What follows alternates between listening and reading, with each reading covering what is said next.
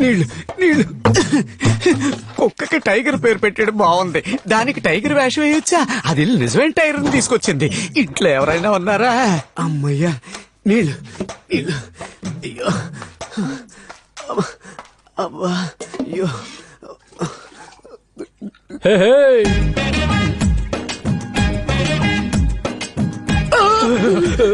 నువ్వా? నేనేరా. కారణం లేకుండా పైకి ఎక్కడే? కారణం ఉంది, ఒక్కసారి వెనక్కి తిరిగి చూడమ్మా. ఎక్కడ చూడమంటున్నాడు? ఇప్పుడేం చేస్తావు?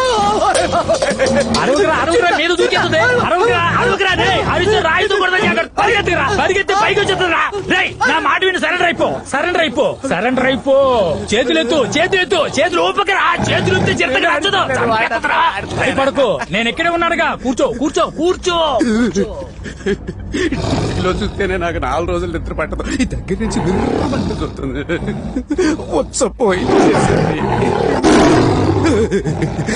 సారీ చిరుతి గారు, భయంతో పంపు వీక్ అయ్యి ట్యాబ్ లీక్ అయిపోయింది. మిమ్మల్ని ఇంత దగ్గరలో చూసిన తర్వాత నేను వచ్చ కూడా పోయకపోతే ఏం మర్యాద ఉంటుంది? రేయ్, ఎందుకురా పసిపిల్లల భయపడుతున్నావు? ఇదే నేనైతే ఈ పాటికి తండ్రి తరిమేసి ఉండేవాడిని. అయ్యో చిరుతి సార్, వాడు బాగా ఓవర్గా మాట్లాడుతున్నాడు. మీరు పైకి వెళ్ళి టిఫిన్ చేసి వస్తే నేను లంచ్కి రెడీగా ఉంటాను. లెక్కలు లెక్కలు, కొంచెం ఎడం చేతి వైపు తిరుగు, ఎడం చేతి వైపు. ఎందుకురా?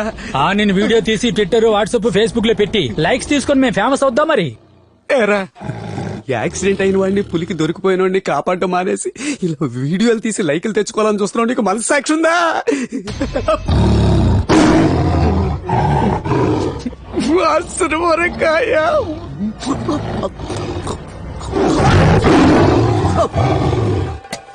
రా వెళ్ళిపోదాం.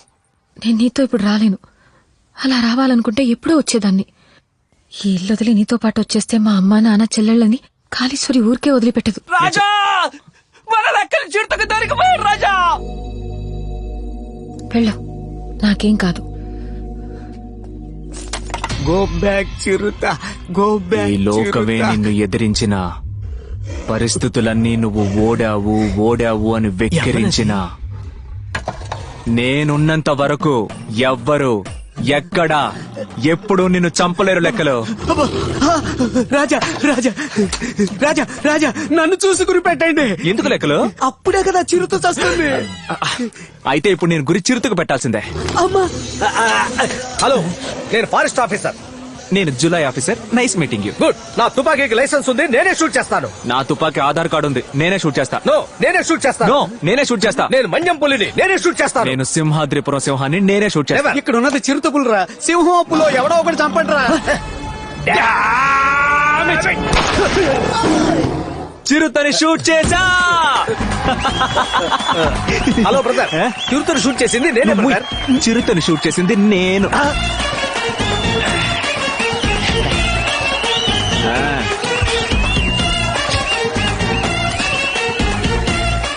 రాజా, చిరుతను షూట్ చేసి ఆ చిరుతని ఇప్పుడు ఇవ్వరు, అందరూ ఫోటోలు దిగాకే ఇస్తారు. అది కాదు రాజా, నేను చిరుతను షూట్ చేసి టైం అవుతోంది. రాజా, చిరుతను షూట్ ఏంటి ఉషు ఉషు అంటారు? ఇప్పుడు మీకేం తెలియాలి? చిరుతను మీరు షూట్ చేశారా, నేను షూట్ చేశానని? అంతేగా. మీ తుపాకీలో ఉన్నది తోట, నా తుపాకీలో ఉన్నది మొత్తం ఇంజెక్షన్. ఇంకొక నిమిషంలో అది లేస్తే నేను షూట్ చేసినట్టు, లేదంటే నువ్వు షూట్ చేసినట్టు. పందెమా? బాగా చూసుకో. ఇది పిల్ల చిరుత, నేను నల్ల చిరుత, కానీ చాలా పెద్ద చిరుత.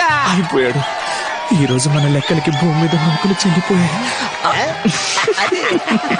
Hello, excuse me. నువ్వు చచ్చావు కదా, ఇంకా తోకాడిస్తావేంటి? సైలెంట్ గా ఉండాలి. ఇంకా చావలేదా?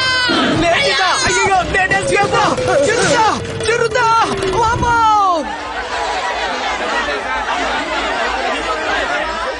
ఆపండయ్యా, నోటికొచ్చినట్టు వాగుతున్నారు. ఇక్కడంతా మీ ఇష్ట రాజ్యమేనా? ఇరా సాంబయ్య, నీకేమైందిరా? మన ఊళ్ళో బాగా వ్యవసాయం చేస్తున్నవాడివి నువ్వెందుకు వచ్చావు? ఇరా తిమ్మన, నువ్వునా? మీ నాన్న జొన్న, వరి అంటూ ఏడాదికి 3 కోతలు కోసేవాడు. నువ్వు రావచ్చా? ఇలా చూడండియా, మా ముత్తాతలు ఈ భూమిని 5 ఎకరాలు చొప్పున ఒక్కొక్కరి పేరున రాసిచ్చింది అందరూ సంతోషంగా వ్యవసాయం చేసుకుంటారనే. అటువంటి భూముల్ని అమ్మేస్తారని వచ్చి నిల్చున్నారే, మీకు కొంచెమైనా మనస్సాక్షి ఉందా?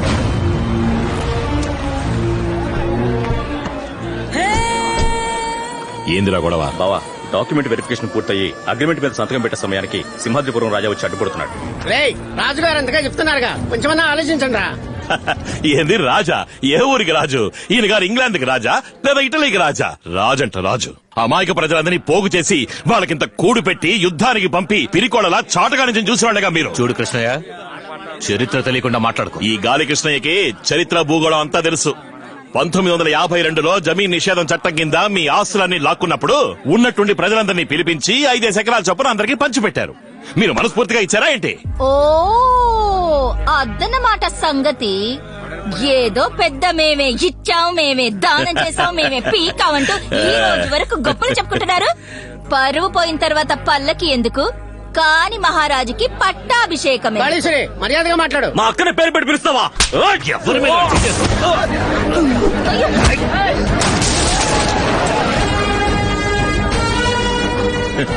అరే ఏందయ్యా, చిన్న పిల్లాడిని కొడితే నువ్వు పెద్ద తోప.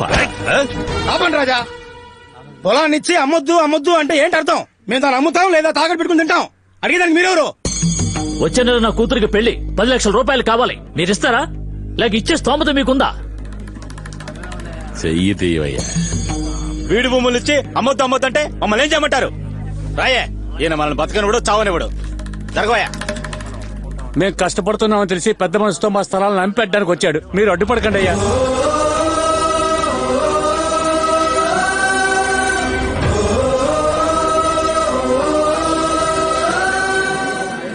నాకడానికే గతి లేని కుక్క నడిజాములో ఎముకల్ని వెతుకుందట.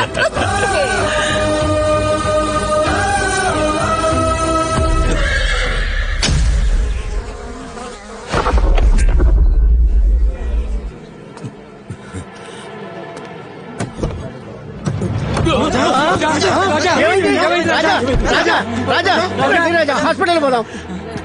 నా కొడుకు రమ్మను. రాజా ముందు హాస్పిటల్ పోదాం. రండి రాజా. నా కొడుకు చూడాలి. వెంటనే రమ్మను.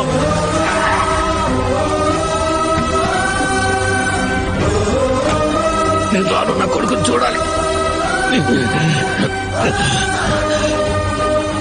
వచ్చేసాడు, చూసేసాను.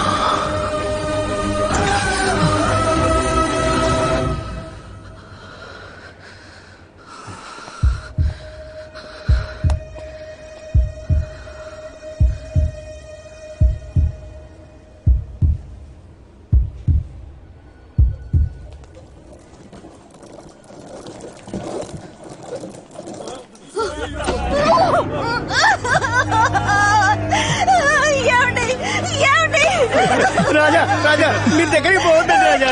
చూడకండి రాజా, నా మాట వినండి రాజా. అంతఃపురానికి కాబోయే రాజు మీరు. శవాన్ని చూడకూడదు. అది శవం కాదయ్యా, మా నాన్న.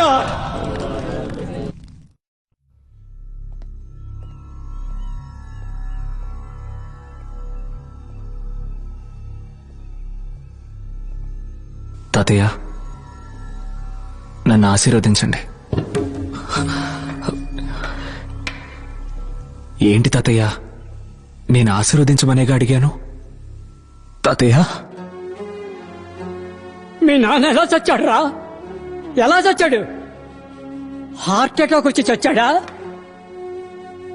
మాట పడి అవమానపడి చచ్చాడు రా. ఈ అంతఃపురంలో సింహాద్రిపుర సంస్థానానికి మీ నాన్న 32వ రాజు. మన పరంపరలో యుద్ధంలో పోయిన వాళ్ళు ఉన్నారు, పోటీలో పోయిన వాళ్ళు ఉన్నారు, ద్రోహం వల్ల పోయిన వాళ్ళు ఉన్నారు. కాని ఎవరు అవమాన పాలై చనిపోలేదురా. మీ నాన్న మాత్రమే అవమానానికి గురై చనిపోయాడు. ఎవర్రా? ఎవరి స్థలాల్ని ఎవరు ఆక్రమించారు? ఏ ప్రజల్ని ఎవరు మోసం చేసి తీసుకున్నారు? ఈ చుట్టుపక్కల ఉన్న 85,000 ఎకరాల పొలం ఊరికే వచ్చిందనుకుంటున్నావా? 9 శతాబ్దాలుగా ఏ విదేశీయుణ్ణి ప్రవేశించనివ్వకుండా కాపాడుకున్న అంతఃపురం. నిన్ను నువ్వే రాజు అనుకుంటూ ఊర్లో తిరుగుతున్నావే, నువ్వొక రాజువేనా? నువ్వు రాజువా? డమ్మీ రాజువి. రాజంటే ఎవరో తెలుసా? రాజంటే ఎలా ఉండాలో తెలుసా? వలయ వీరుడు నరసింహరాయ మహారాజులో ఉండాలి.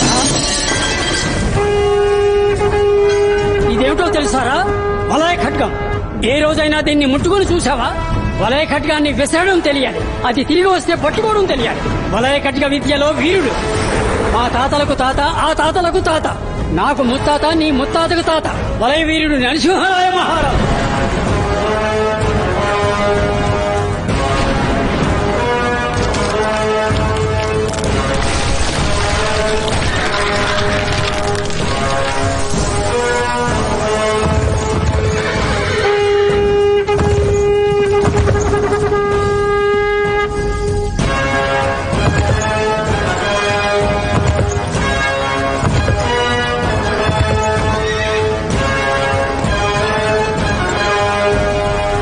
అది 14వ శతాబ్దం మధ్యకాలం. అపరిచితులు ఆంధ్రదేశంలోకి అడుగుపెట్టని సమయం. గుర్తు తెలియని వ్యక్తులు గుడారాలు వేశారని తెలిసి ఆవేశంగా బయలుదేరి వెళ్లారు నరసింహరాయ మహారాజు.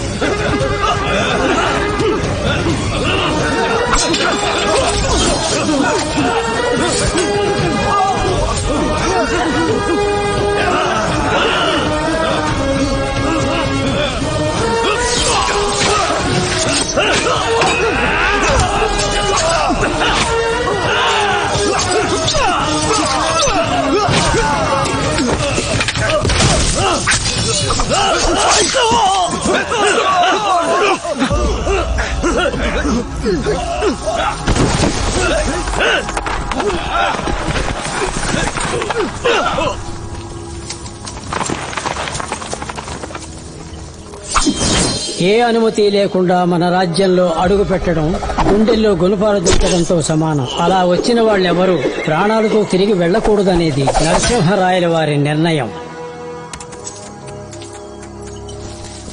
విజయంతో తిరిగి వచ్చిన మహారాజు కోసం అంతఃపురంలో ఇంకొక శుభవార్త ఎదురు చూస్తోంది.